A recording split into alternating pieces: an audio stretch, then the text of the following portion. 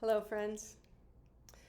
As we continue our focus on spiritual practices and as we live into this time of reawakened social possibilities, our movement back into proximity with one another, sometimes without masks if we've been vaccinated,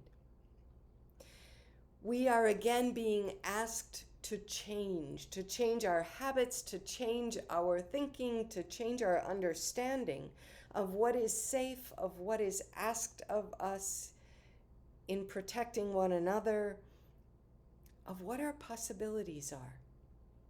And this change, of course, is never easy, even when it's a change we have desired. And so it is a fruitful time to continue the spiritual practices that we cultivated during the pandemic.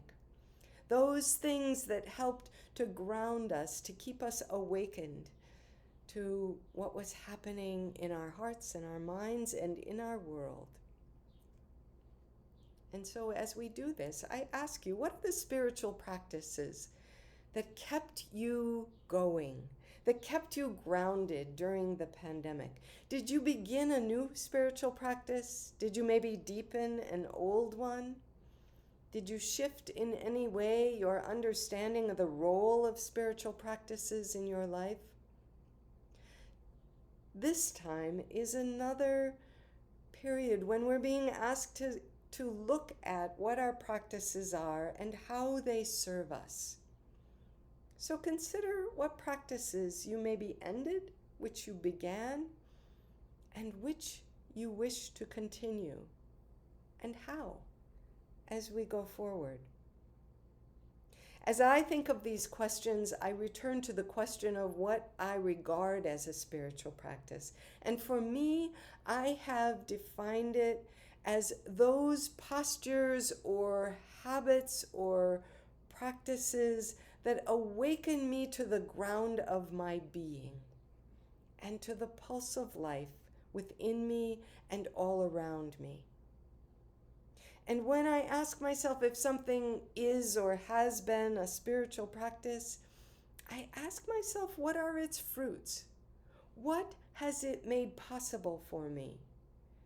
And I ask in particular two questions. Has it deepened my relationship with the sacred, with the holy? And the second question is, has it awakened me to my relationship with and my connection to myself and others?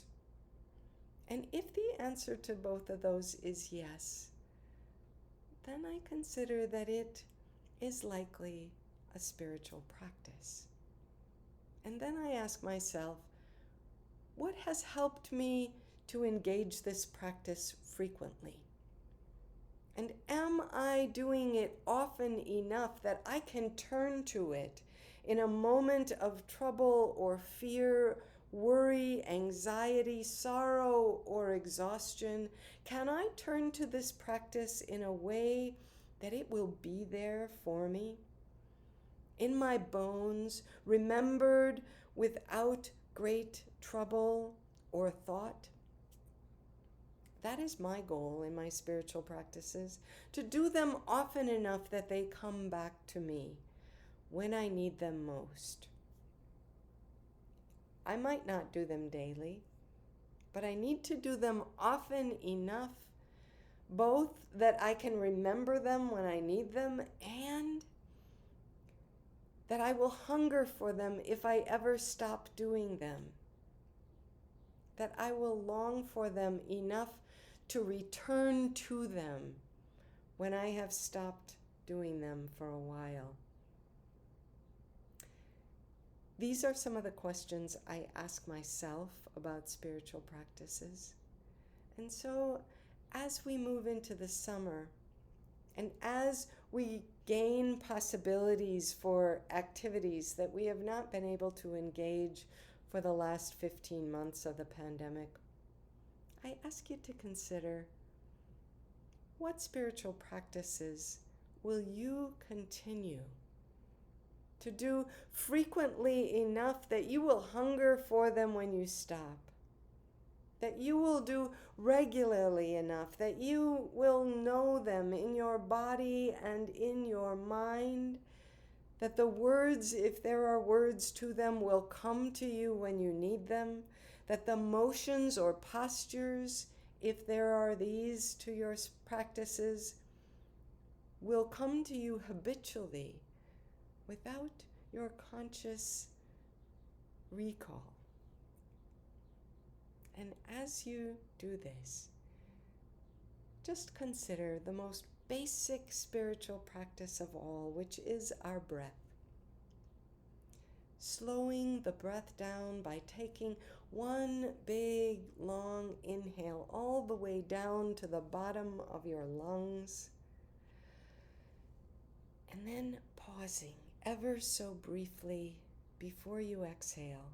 And when you exhale, do so even more slowly, because the exhale is the part of the breath that slows our hearts down, that calms us, that lets our bodies relax enough to receive, which is the basic posture of every spiritual practice.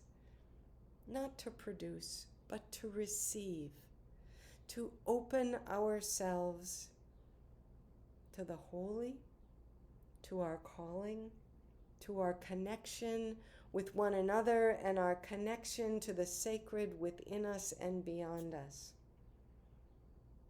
And so always our breath is there as the most basic spiritual practice.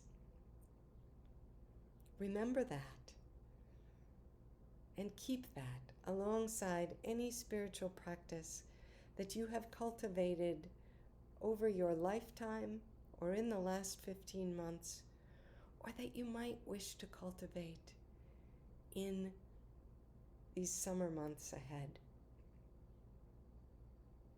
Take good care, friends. Continue your practices.